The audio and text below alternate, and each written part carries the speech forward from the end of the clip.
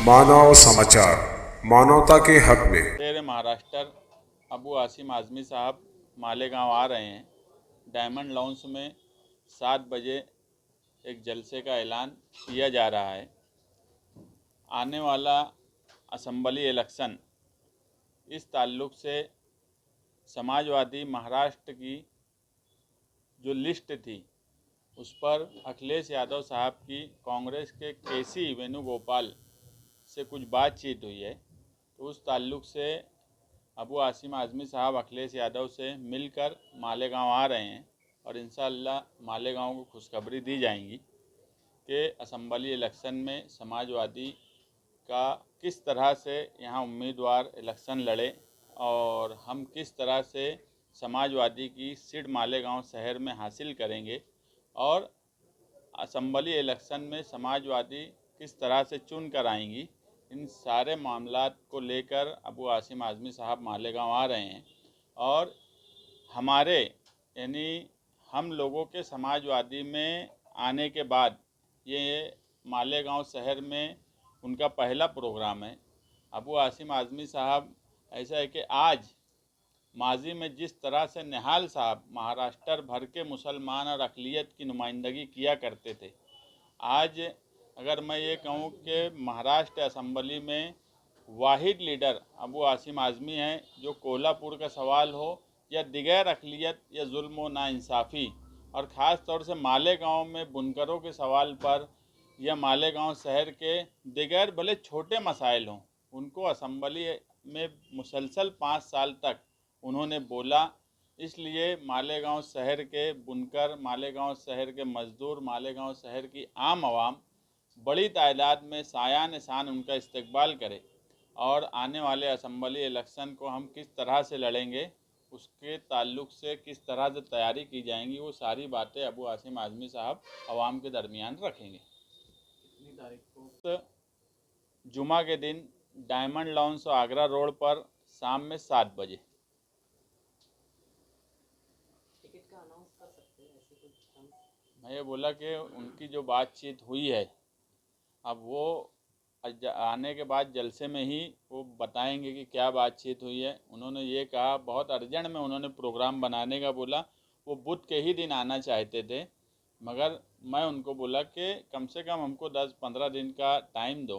तो बोले कि नहीं, मुझे फ़ौरन आना है, मेरी कुछ बातचीत हुई और मुझे फ़ैसला सुनाना है मालेगांव शहरियान को। तो फिर मैं उनको बोला कि कम से कम हमको 4-5 दिन का टाइम चाहिए। तो जुमा के दिन का वो प्रोग्राम कि यानी जुमा के दिन का उन्होंने फिर बोला।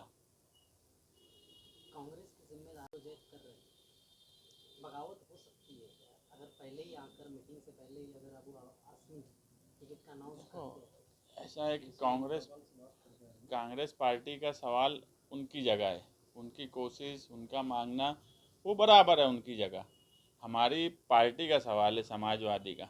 हमने एक बात एकदम साफ बोली हुई है कि और हमको ऊपर के लीडरान ने ये भरोसा दिलाया है कि मालेगांव शहर में अलायंस होगा या नहीं होगा या उनकी क्या बातचीत हुई है, ये हमको नहीं मालूम।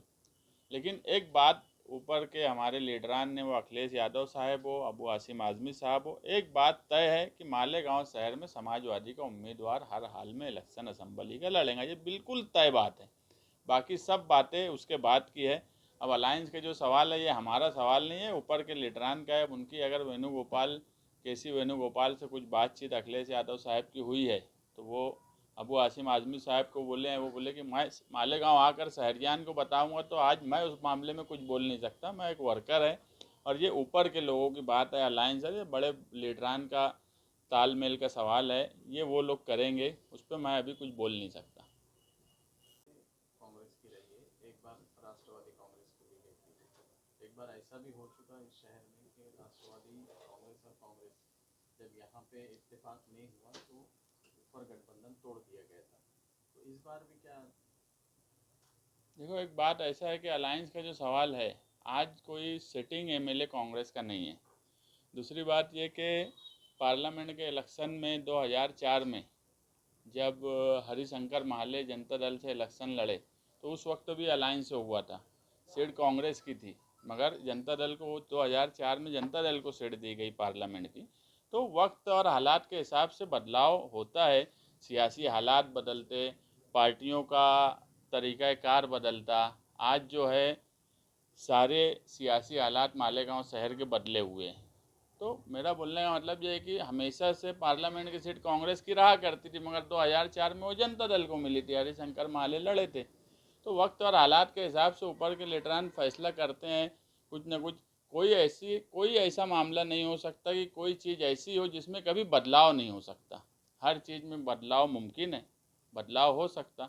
और हम एक बात जो बोल रहे हैं कि अलायंस होगा नहीं होगा, एक बात तय है कि मालेगांव शहर में समाजवादी असम्बली इलेक्शन पूरी ताकत से लड़ेंगे और समाजवादी का सिंबल यहाँ पर हर हाल में इलेक्शन में रहेगा, ये तय है।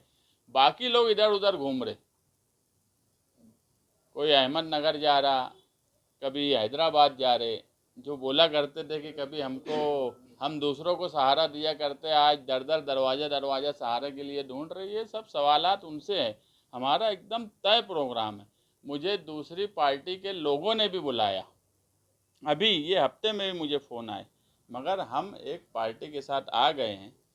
हमको ये भी बोला गया कि आकर मिल लो सिर्फ, मगर इस तरह की बिला वजह की काम जिसका कोई मतलब नहीं है। हम एक पार्टी में आ गए, हमारे लीडर पर हमको भरोसा है, हमारे लीडर का हम पर भरोसा है। तो हम कहीं दरवाज़ा दरवाज़ा और इसके पास जा उसके पास जा, इस तरह की सियासत ना निहाल साहब के वक्त हमने की है, ना आज करेंगे। समाजवादी मालेगांव का कैंडिडेट एमएलए का फाइनल है, उसमें कोई फेरबदल नहीं? का मालेगांव कैंडिडेट शान हिंद निहाल अहमद ये तय है, इसमें कोई फेरबदल नहीं है।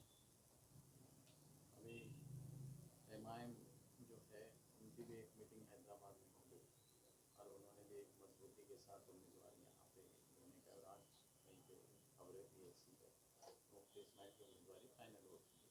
वो तो इमाम के एमएलए हैं ना, इसमें कोई ऐसी नवी बात नहीं है। यही होने वाला था, ये सबको समझ रहा था। ये इधर से इधर घूम उधर घूम, वो उनकी आदत है। वो पार्टी मालेगांव शहर सब देख रहा कि 5 साल जिन्होंने किसी अवैसी बरादरान का फ़ोटो नहीं लगाया, सिंबल नहीं लगाया, आज वो इस्लामाबाद मालेगांव से हैदराबाद तक घूम रहे। तो मैं वही बोला कि जो जलसों में बोला करते थे कि यार हम इसको सहारा दिए उसको सहारा दिया, आज उनको सहारे की ज़रूरत पड़ी है। तो ज़मीन कितनी खिसक चुकी है, इसलिए ये हालत है। जो 5 साल सिंबल नहीं लगाए, आज उनको क्यों ज़रूरत पड़ रही है।